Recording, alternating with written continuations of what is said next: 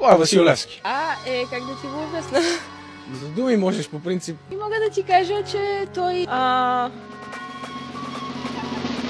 пише стихотворение, има... Кое е неговото стихотворение? Не дай така да ме питаш. Къде е роден Христо Ботев? Тихо, момче. Какво беше това? Тихо всички. Какво беше това? То си е град това. Да, знам. Карлово.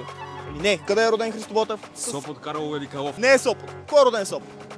Васил Левски. Христо Ботев къде е роден? В Карлово. Карлово е роден, друг български възрожденец много голям. Кой? Любен Каравелов. Не, Васил Левски, брат. Днеска е 2 юни. В 12 часа имаше една сирена. За какво беше тя? Не знам. Не знам. За какво беше? Аз не знаех, спах тогава. Имаш ли представа? Умряла е. Аз видях, че има статус на Васил Левски. Да. А 24 май какво се празнува? Гезно? Не знаеш? Не. Какво знаеш за 3 март тогава? Ма... Кажи ми 4 будителя. Не знам. Не знам. Не мога да се сетя. Нямам идея. Левски, Васил Левски кой е? Кой беше? Затруднявате ме. Турчин беше, доколкото знам.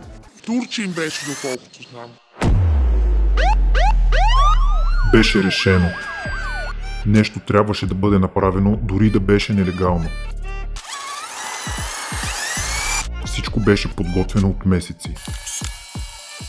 Да нахълташ непоканен в училище 24 часа преди първият учебен ден е незаконно. Но и аз имах своите причини. Камерите не бяха проблем. Отпечатъците също. Така или иначе щях да оставя преки доказателства към мен по всички стени.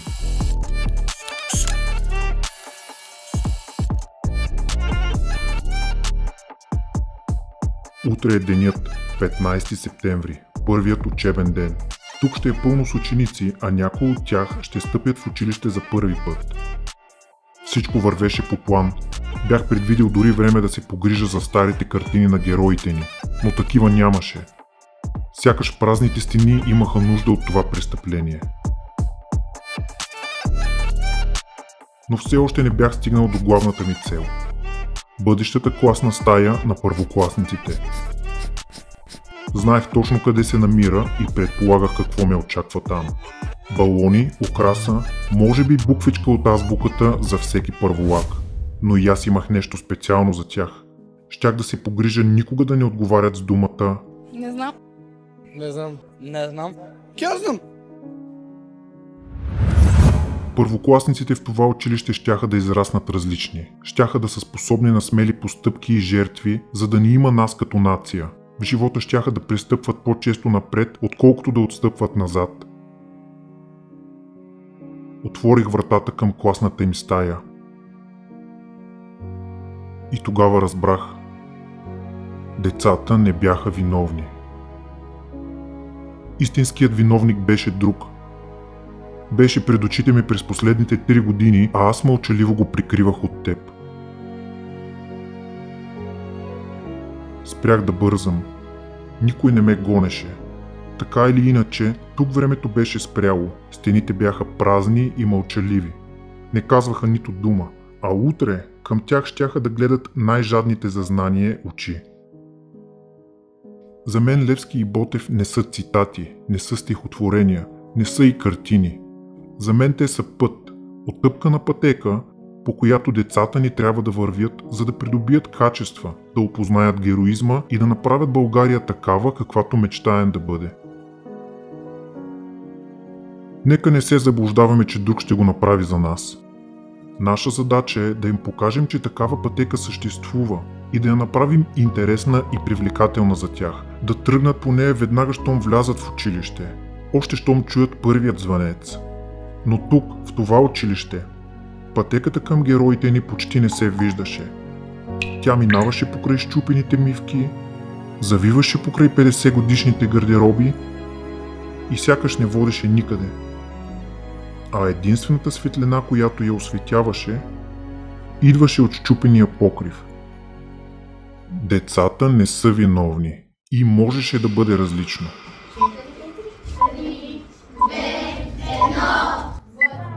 Вече 2 години с хората от Patreon даряваме картини на училища, детски градини и домове за сираци. Караме децата да любопитстват за живота на героите ни и правим пътя водещ към тях по-жив, цветен и желан. Казваме им, че могат да бъдат герои и че българският народ вярва в тях. Питаме ги дали те вярват в нас. Показваме им, че са важни, а те ни връщат надежда. Поклон пред апостола!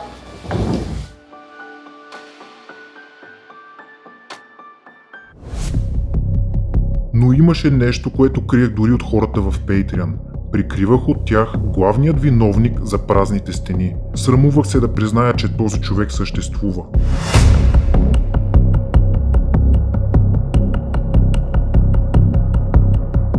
Но е време да запиша пълни самопризнания. Време е да разкрия кой е той.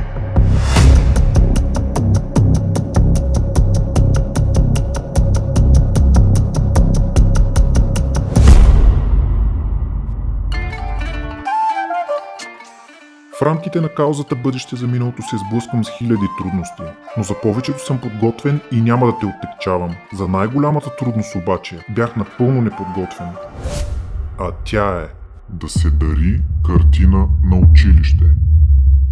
Нека обясня. Да продадеш картина е лесно, защото винаги се появяват добри хора, които да ги купят, а целите суми дарявам за благородни дела. 10 000 лева в благотворителен търг. Събрани и дарени 30 000 лева за спасяването на архиви, свързани с Васил Левски и България. Но да дариш картина на училище, това е почти невъзможно. Надуши ли те този човек и си дотам? Спомняш ли си тези 2 картини? 7 на брой са училищата, които ми отказаха да ги приемат като дарение. А коя е причината да отказват ли? Ще разбереш след малко. Ето и друг пример. За последните 2 години с хората от Patreon сме дарили над 200 комплекта за рисуване по номера на Левски, Ботев и Раковски. Късайте!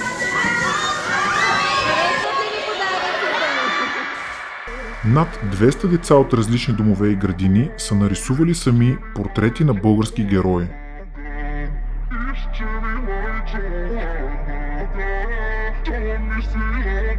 Но дори по време на даренията продължавах да крия от хората в Patreon, че понякога, заради този човек, даренията ми бяха отказвани. За пореден път се сблъсках с него, точно преди да изпратя 30 комплекта на Рисувай Левски на деца от дом за сираци. Ние променихме решението си, не искаме да ги подарявате на децата. Прайте ги на някой друг. А защо отказвате дарението в последния момент? При първите 2 разговора харесахте идеята. Видяхме ги, хубави са комплектите, но има твърде много боички, то ще трябва и търпение да се нарисуват. Разправя се, те децата не могат да се концентрират. Всъщност, комплектите съм направил така, че да изграждат качества като постоянство и концентрация. Да, ама те не могат. Много деца са, ще цапат, няма да стане. Друг да рисува Левски. Друг да рисува Левски.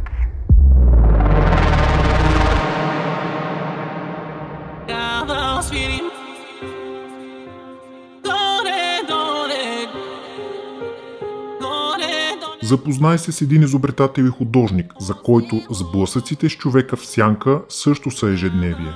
Заедно с екипа си от художници и IT специалисти, той създава технологията дигитално масло. Чрез нея създава реалистични репродукции с истински маслен релеф, който прави всяка картина уникална сама по себе си. Чрез своя сайт superkartini.com той представя пред цялата общественост уникалната си технология. Представям ти Костадин Котрянов и неговия сблъсък с човека в сянка. Случи се съвсем спонтанно. Моите дечица учат в съвременно българско училище. Влязахме вътре да видим на родителска среща как са условията и навсякъде ме посрещнаха белите стени, както е на повечето места чудесно, след ремонт, страхотно. Предложих да обзаведа стаите с картини, за да може цялата тая история да приучите винаги на децата. но ми беше отказано с мотива, че няма как да забият пирон в прясно водисените стени. Просто ми отказаха категорично. Със същата тази причина много училища отказват и на мен. Напоследък е почти невъзможно да се направи дарение. Защо се случва това? Например, при един ремонт на училището се използват евросредства. За да може училището да мине комисията да одобри разходването на средства, тя трябва да види самия ремонт в завършен вид. И ако има картини по стените, те могат да кажат, тук има нарушаване на предписанията, които са дадени. Буквално проблем е, че се пробиват дупки, за да се сложи пиронче, на което да виси картината. Това е проблема. Затова в страха си да не нарушат някаква директива, да се получава това, че училищата ни остават голи, с бели стени. Когато в едно училище се направи ремонт, старите картини на героите ни, ако е имало такива, се примахват и съхраняват в мазето на училището. Резултатът е един – празни стени. Колко опасни са тези празни, стерилни стени за децата ни? Стерилни стени, за мен това са и стерилни мозък, да го кажем така. Нещата, които формират детския мироглед, всъщност е средата, в която обитава детето. Ако стените са бели, такова е вътре в него. Гладко и чистичко. И може да си пишеш каквото си искаш на него. Когато стената го учи на история, го учи на културните достижения на народа и човечеството, тогава детето му се формира определен вид усещане за този свят. Така се възпитава и естетика, така се възпитава и интерес към миналото ни, който има интерес към миналото, има бъдеще. Това е човек без минало, няма бъдеще. А опитвал ли си да намериш решение по друг начин? Преди време се мъчих да направим нещо чрез Министерството на образованието, да се направят комплекти с картини, които евентуално да се окомплектоват за всяко едно училище, да има. Нашите будители има стена, имат негласна забрана. Естествено, никъде не е написано черно на бяло, но се натиска заличаване на националната идентичност като такава. Това става първо чрез историята. Един народ без история, той много лесно вече може да си го позиционираш точно където ти трябва на тебе. Дали ще мие чини, дали ще развежда туристи из планината, но чисто и просто той няма основа и опора, за да може да се опитва да променя нещата около себе си. И точно когато монтирам това видео, с мен се свързва Камен Христосков, буден учител по история, който поставя една по-различна задача на учениците си. А задачата е проста. Стъпка 1. Намерете проблем в училище. Стъпка 2. Намерете решение. И какъв проблем забелязват учениците? Откриха един проблем, за който, ако трябва да бъда честен, не съм се замислил, не съм си давал сметка. Един от основните проблеми, който започва да се появява във всяко едно българско училище, са голите стени. Учениците стигнаха до този проблем. Изключително се радвам, че има ученици, които успяват да открият неща, които дори ние като преподаватели не сме се замислили. Досещаш се вече кой е този човек. Той не прави дори малки усилия, с които да бъде полезен на родината си. Предпочита да пречи, а оправданията са му любими. Те децата не знаят. Те не могат. Да, ама те не могат. Разправи се, те децата не могат да се концентрират. Друг да рисува Левски. Стигнал е до там, че се страхува да забие пирон в стената, за да закачи портрет на героя, дал живота си, за да може той да диша свободно днес и в същото време е достатъчно смел да изхвърли негов портрет на боклука. Човека в сянка е рожба на страха и отлагането. Неговото име е бездействие. Този човек сме аз и ти, когато искаме да сме успял народ, но чакаме някой друг да свърши работата. Когато гледаме как децата на България вдигат безпомощно рамене и не осъзнаваме, че причината сме ние. Този човек живее във всеки един от нас. Той е причината за белите стени. И се страхувам, че с тях ще ни довърши. Създадох каузата Бъдеще за миналото, за да се борим с този човек вътре в нас. Но стига приказки. Ето решение. правихме следната инициатива съвместно с човека без име. Всеки един, който иска да дари картина на училище директно, може да влезе на нашия сайт superkartini.com, да избере картина от категорията картини с кауза и картината, която купи, ще отиде директно към училище, което е заявило желание да получи такава. По този начин събираме добрата енергия, която я има в народа, и без никой да ни пречи, картините отиват в училища точно където са нужни и желани. Така че призовавам, ако има будни преподаватели и директори на училища, нека да се обадят на superkartini.com на телефона. С радост ще ги запишем в този списък за дарение. В момента, в който има картина, която е закупена от някой родолюбец, тя ще им бъде подарена, за да може да краси стените на училището, където преценят те. Всеки един дарител получава диплома за това, че е направил дарението и съответно самата картина е с плочка дарителствена, с името на дарителя и кога е направено самото дарение. Картината, закупена от теб, ще стои пред очите на стотици ученици, поколения напред. Каняте да дариш история в училищата ни. Каузата Бъдеще за миналото се отказва от всякакви приходи, свързани с твоите дарения. Дарявам безвъзмездно всички мои произведения да бъдат репродуцирани от сайта superkartini.com и дарявани с надеждата да съхраним българската история. Всеки, който смята, че каузата на Бъдеще за миналото е смислена, може да я подкрепи последните 3 начина. Вариант 1. Чрез Patreon. С събраните средства дарявам картини на деца от различни градини и домове за сираци. Усещам, че е някаква картина. Изненадвам ги с подаръци, създадени да възпламенят българския дух. Чрез модерното изкуство привличам вниманието им към нашите герои. В Patreon ще видите благодарността и реакциите на децата.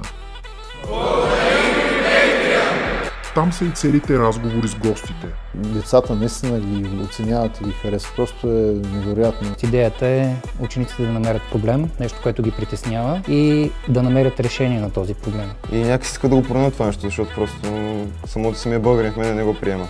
Но най-вече с членството си в Patreon правите каузата по-силна и значима. Помагате ми да вдъхновявам бъдещото поколение чрез изкуство. Благодарен съм ви, защото без вас кауза нямаше да има. А децата, те просто си искат героите. За Стефан Караджа, що не сте нарисували? Стефан Караджа на едно място го няма. Зармал да нарисувате и Стефан Караджа, защото и той даде живота си за свободата. Благодарение на вас каузата се развива.